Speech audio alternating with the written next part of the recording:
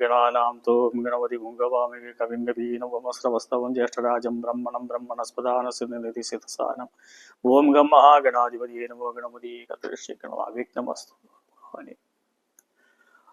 ഓം കൃഷ്ണായ ഗോവിന്ദായ Gopi ജനവല്ലഭായ പരായ പരംപുരുഷായ പരമാത്മനെ പരകർമ്മ മന്ത്രേന്ദ്ര സഹസ്രസാണി സംഗര സങ്കരമൂർത്തി Moja mojo നമോ ഭഗവതി മഹാസുവർഷ്ണായ ദീപ്തേ ദുരപരീതായ സർവദുഷ്ടോണകരായ ബ്രഹ്മണ വലിയ ശിവം പണ്ടു ഭഗവാൻ സർവേശ്വരായ. നമസ്കാരം, എല്ലാവർക്കും എൻ്റെ യൂട്യൂബ് ചാനലിലേക്ക് സ്വാഗതം. നിമിത്ത ശാസ്ത്രത്തിനെ കുറിച്ച് പലരും വിളിച്ച് ചോദിക്കാറുണ്ട്. അതിനെക്കുറിച്ചുള്ള കുറച്ച് കാര്യങ്ങൾ ഇവിടെ എനിക്കറിയാവുന്നത് പരാമർശിക്കാനായിട്ട് ഉദ്ദേശിക്കുകയാണ്. സാധാരണ നമുക്ക് തുടങ്ങുന്നത് വിവാഹം കഴിഞ്ഞു വരൻ്റെ വീട്ടിലേക്ക് പോകുന്ന വധുവും വരനും ആയിട്ടുള്ള ആ ഒരു യാത്ര, മണ്ഡപത്തിൽ നിന്നോ ക്ഷേത്രത്തിൽ നിന്നോ പോവുകയാണെങ്കിൽ നമ്മൾ ഇത് എതിർപ്പ് നോക്കും.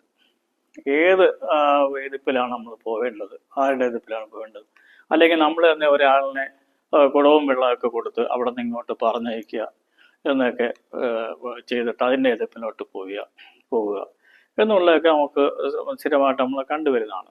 പക്ഷെ ഇതിൽ എന്തെങ്കിലും അർത്ഥമുണ്ടോ? അതെന്താണ് അതിൽ അടങ്ങിയിരിക്കുന്ന കാര്യങ്ങൾ? അല്ല, വേറെ ഒന്നല്ല. നമ്മുടെ എതിർപ്പ് എന്ന് പറയുന്നത് നമ്മൾ ഉണ്ടാക്കിയെടുക്കുന്നതല്ല. നമ്മൾ ഒരാളിനെ ഒരു നല്ലൊരു എതിർപ്പിന് വേണ്ടി അതിൻ്റെ ആയിട്ടുള്ള കാര്യങ്ങൾ കൊടുത്തയച്ചിട്ട് തിരിച്ച് ഇങ്ങോട്ട് നടന്നു വരിക, നമ്മൾ അങ്ങോട്ട് പോകുന്നതിലും ശാസ്ത്രപ്രകാരം അതിനകത്തൊരു അർത്ഥമില്ല. അതേസമയം നമ്മൾ ഇറങ്ങി നിൽക്കുമ്പോൾ എന്താണോ എതിർപ്പ് വരുന്നത് അതാണ് യഥാർത്ഥത്തിൽ ഉള്ള ഒരു എതിർപ്പ് നമ്മൾ മനസ്സിലാക്കാനുള്ളത്. പക്ഷെ അങ്ങനെ ആരും ഇനി ആയാലും ഇങ്ങനെ ആരും ഇപ്പോൾ പോകാറില്ല.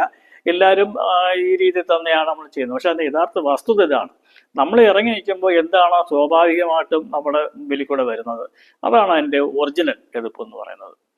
അപ്പം അങ്ങനെയുള്ള ഓരോ കാര്യങ്ങളെ കുറിച്ചാണ് നമുക്ക് പറയാൻ ഉദ്ദേശിക്കുന്നത്. നമ്മളിപ്പോൾ തന്നെ ഒരു വിശേഷ വീട്ടിൽ നമ്മളൊരു വിശേഷമായിട്ടുള്ള കാര്യങ്ങൾ, ഒരു വിവാഹത്തിൻ്റെ വാക്കുറപ്പിക്കലോ നിശ്ചയങ്ങളോ അല്ലെങ്കിൽ ഒരു വസ്തു എഴുതുന്നതിന് വേണ്ടിയുള്ള സംസാരങ്ങളോ അതിനെക്കുറിച്ചുള്ള ക്രയവിക്രയങ്ങളെ കുറിച്ചുള്ള കാര്യങ്ങളൊക്കെ നമ്മൾ സംസാരിക്കാനായിട്ടിരിക്കുന്ന സമയത്ത് അത് ശുഭഫലത്തിൽ എത്തുമോ ഇല്ലയോ എന്നുള്ളത് നമുക്ക് നിമിത്തശാസ്ത്രം വഴി നമുക്ക് കാണാൻ കഴിയുന്ന ഒരു കാര്യം എന്ന് പറഞ്ഞാൽ, ഒന്നിൽ നമ്മൾ സംസാരിച്ചിരിക്കുന്ന വീട്ടിൽ തന്നെയോ അല്ലെങ്കിൽ ഏതൊരു വീട്ടിലോ, ഇപ്പോൾ ലൈൻ വീടായിരിക്കാം, ഏതൊരു വീടുകളിലോ ഉള്ള ആരെങ്കിലും ആ സമയത്ത് അവരുടെ ഒരു ആവശ്യത്തിന് പ്രകാരം ഇപ്പോൾ ഒരു പഴയ തുണിയെടുത്ത് ഇങ്ങനെ കീറുകയാണെന്നുണ്ടെങ്കിൽ അത് ശുഭമല്ല.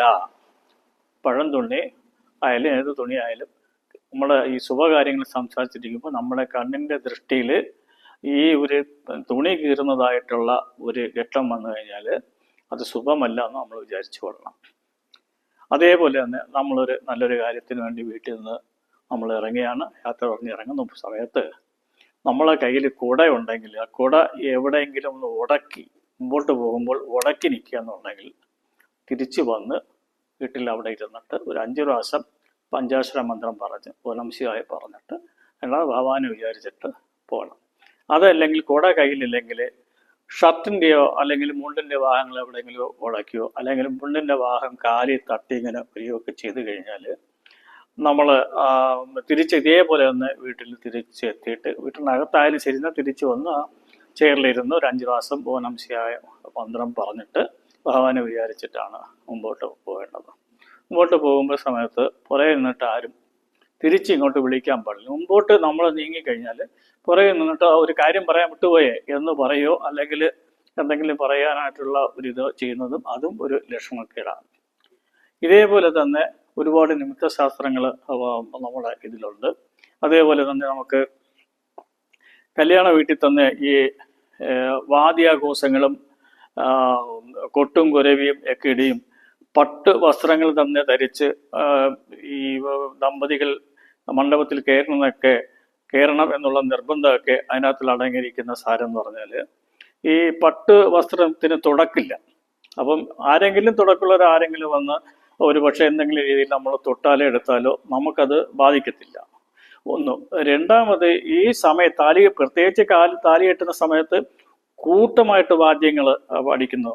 അടിക്കുന്നുണ്ട്. തകിലും നാദസ്വരം എല്ലാം കൂടെ ഒരുമിച്ച് അടിക്കുന്നതിൻ്റെ ഉദ്ദേശവും അല്ലാതെ തന്നെ തകിലും നാദസ്വരമൊക്കെ വായിക്കുന്നതൊക്കെ ആരെങ്കിലും ഈ കല്യാണ മണ്ഡപത്തിന്റെ ഏറ്റവും മുമ്പിൽ വന്നിരുന്നിട്ടോ അല്ല അവിടെ എവിടെയെങ്കിലും ഇരുന്നിട്ട് എന്തെങ്കിലും അശുഭ വാർത്തകൾ പറയുകയാണെന്നുണ്ടെങ്കിൽ ആരെ തമ്മിൽ അവിടെ അടുത്തിരിക്കുന്നത് നീ അറിഞ്ഞാൽ ഞാൻ വരുന്ന വഴിക്ക് ഇങ്ങനൊരു സംഭവം അറിഞ്ഞു, നീ അറിഞ്ഞായിരുന്നോ, വലിയ കഷ്ടമായി പോയി എന്നൊക്കെ ഇങ്ങനെ പറയുന്നതായിട്ടുള്ള ചില കാര്യങ്ങളും ഒക്കെ ചെവിയിൽ കേൾക്കാതിരിക്കാൻ വേണ്ടിയാണ്. അത് കേൾക്കുന്നത് നല്ലതല്ല.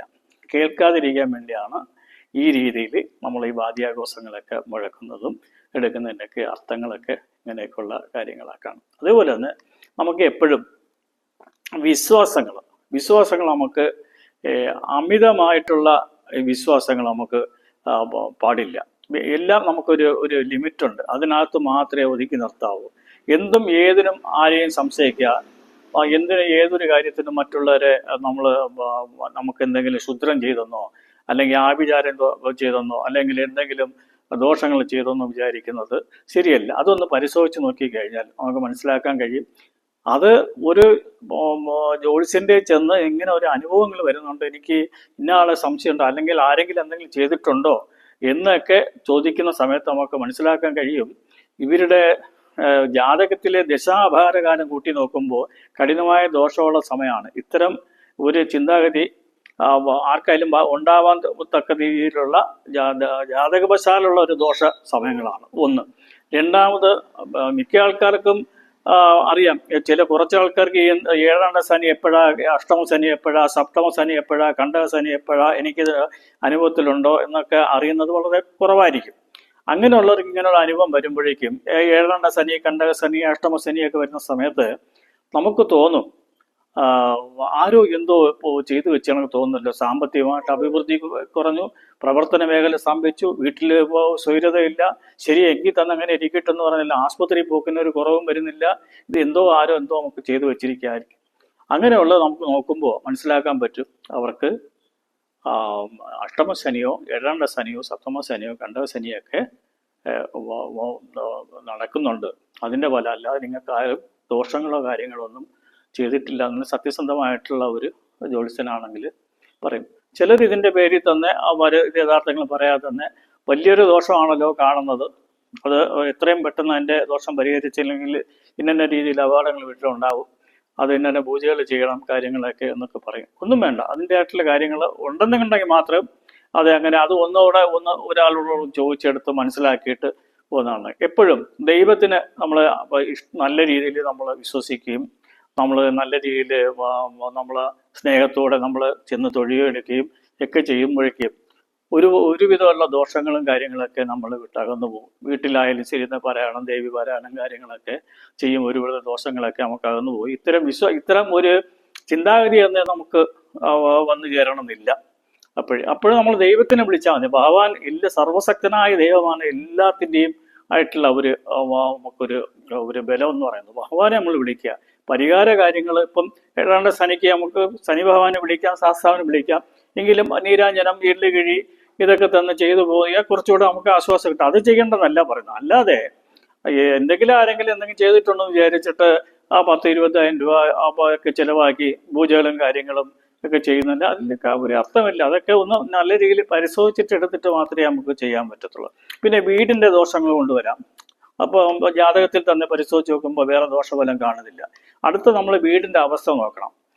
ജ്യോത്സ്യനെ ചോദിക്കും, വീടിന്റെ ദർശനം ഏത് ഭാഗത്താണ്, കന്നിമൂലയിൽ എന്തുണ്ട്, ഈശാന കോണിൽ എന്തുണ്ട്, അഗ്നികോണിൽ എന്തുണ്ട്, നിരീതി കോണിൽ എന്തൊക്കെ ഉണ്ടെന്നൊക്കെ ചോദിച്ച് മനസ്സിലാക്കിയിട്ട് അവിടെ ഇവര് എന്തെങ്കിലും റോങ് ആയിട്ടുള്ള കാര്യങ്ങൾ, കന്നിമൂലയിൽ ലാറ്റിനുണ്ട് അവിടെ, അല്ലെങ്കിൽ അവിടെ ജലസംഭരണിയുണ്ട് എന്നൊക്കെ ഇങ്ങനെ പറയാന്നുണ്ടെങ്കിൽ അതിൻ്റെ ദോഷം മനസ്സിലാക്കിയിട്ട് നിങ്ങൾ നല്ലൊരു വാസ്തു കൺസൾട്ടന്റിനെ കൊണ്ടുവന്ന് നിങ്ങൾ വാസ്തു നോക്കുക, വീട് സംബന്ധമായിട്ട് ദോഷമാണ് എന്ന് നമുക്ക് അത് പറഞ്ഞ് മനസ്സിലാക്കി കൊടുത്ത് അവർക്ക് നേർവഴിക്ക് ചിന്തിപ്പിക്കാനുള്ള ഒരു സാഹചര്യം നമ്മൾ ഉണ്ടാക്കി കൊടുക്കണം.